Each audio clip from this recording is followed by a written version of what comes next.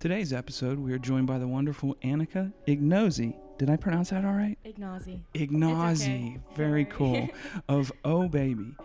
Before we get into the whole floating, can you take us back to the beginning and tell us about the origins of Oo.b.a.b.y? Of course, yeah. So I'm 22 years old, and I started Oo.b.a.b.y 2 years ago when I was 20. I was a college student. I went to Wagner College after I graduated in 2016. I was a medical student. I was a Division I soccer player.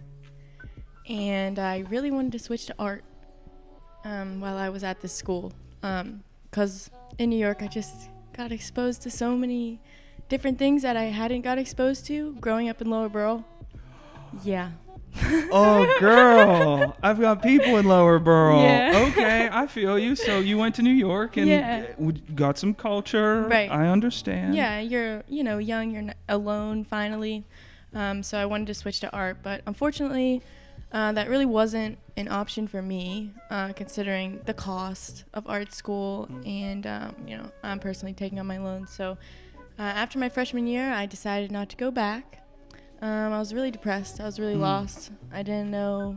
I thought I knew everything I wanted, to do. And coming home, your family is looking at you like, yeah, you wanted to be a physician assistant, I thought. I was like, yeah. So I was just trying to figure out how to integrate art in my life without having to pay the art school price.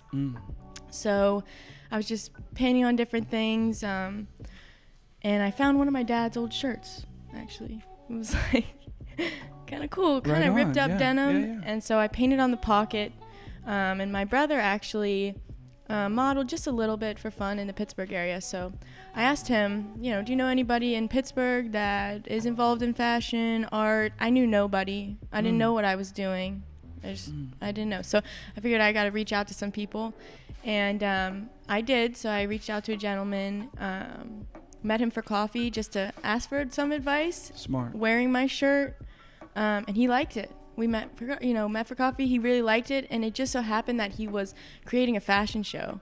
Yeah, he asked me to do 8 looks, top to bottom, and I had to get my own models, so I asked my friends, and it was the most amazing coincidence because the fashion show date was on my birthday, January 20th, and I was turning 20 years old. And that's how O.o.h.b.a.b.y got started. So right on. Thank you. Can you share what inspires your designs? Honestly, I just, when I was first starting this, I was looking around and I really just didn't see that much color or like customization in regular everyday people. Like celebrities, yeah, but not an everyday person. And everybody should be able to have a custom piece and feel unique. And also, when I wore the clothes personally, people would come up and talk to me. So I was like, if I can do this for other people, imagine the opportunities that they can create from something that maybe you didn't even think about could create opportunities for you. But I mean, if somebody's wearing something really cool and crazy, you're like, okay, who's that? I want to talk to them, and who knows what that'll bring about. So yeah, and color, yeah, that was really the big thing, Do you have any self-care practices, and how do you currently balance and manage your stress? I love to run.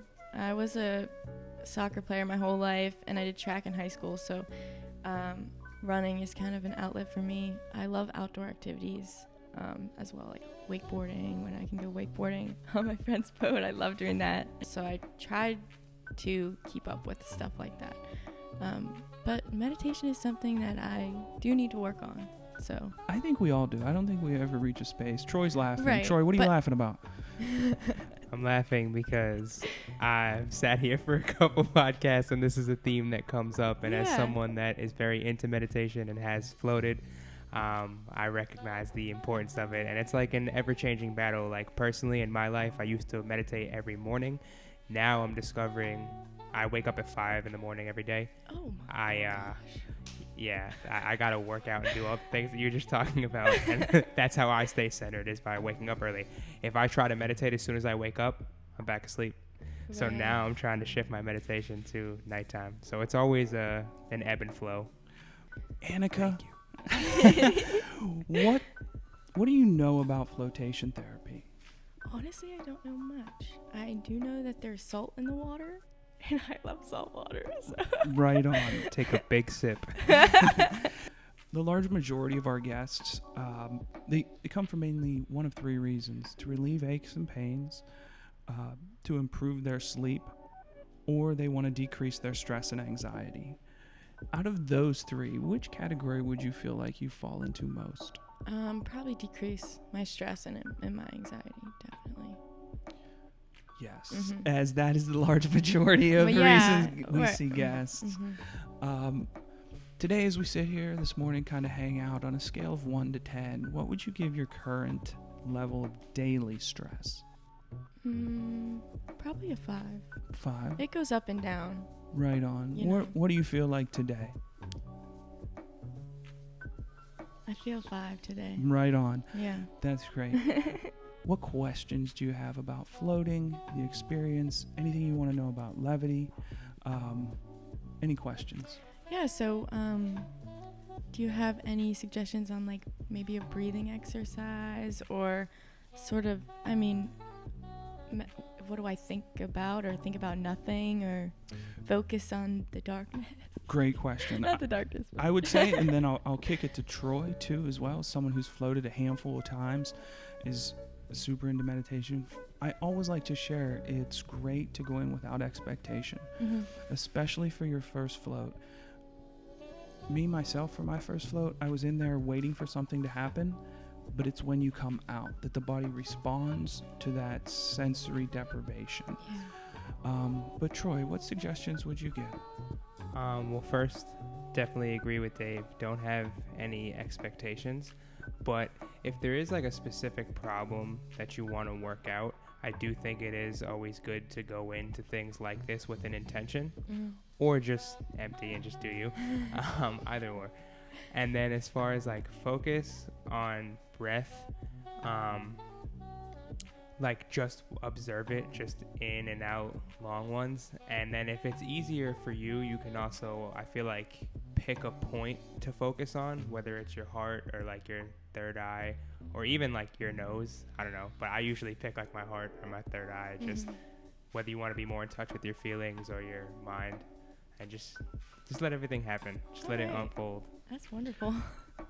All right, everybody, we're going to get Anika in the tank here for an hour session. When we get back, we're going to check in with her and see how she's feeling on the day, and if that stress level is decreased from a 5, and just see how she's feeling.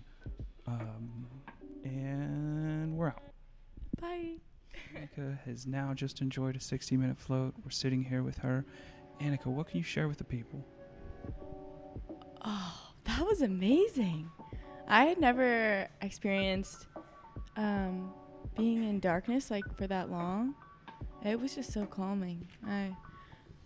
It's hard to even talk, kind of, just coming out of like silence and relaxation, but I feel really good. Good. Yeah. As Anika came out, she went to grab her drink. Special shout out to the folks over at Pigeon Bagel. What are you drinking? And tell us how it tastes. Okay, I'm drinking an iced coffee. A little bit of vanilla, a little bit of almond milk. Here we go. The post-float glow is so real right now. It's one of the wildest things, as people don't understand like how accustomed you come to like taste. But when you kink that sensory input hose for an hour, then all of a sudden taste something, the smells, the taste, everything is amplified and enhanced. And I was like really surprised at how much I floated. Like, I just never felt that before. I really don't float that much in the pool. Like, Right. I mean, nobody does. But yeah, it was amazing. I'm like a really jittery person too. Sure. And I was able to really keep calm. And when I wanted to move, I just kind of like wiggled my body back and forth. Like, it was just wonderful. Did anything come up that kind of surprised you? I thought I was going to be a little bit nervous in there, actually, because, it's dark, and I had never done anything like that before, and I wasn't. I was actually really calm, and I was like, is it over already? But, yeah, I was really calm. I thought, it was good. Yeah, and it's one of those things that you'll experience and it'll stay with you for the rest of the day. As you just came out, and folks, honest to goodness, she literally walked out maybe 2 minutes ago. And so as these effects settle in throughout the day, colors will seem brighter. Definitely gonna get creative. I was just gonna ask, how could you see, as a creative, how could you see this benefiting you? Oh, just I would likely be way more concentrated and be able to stick to what I'm doing because of the clear head.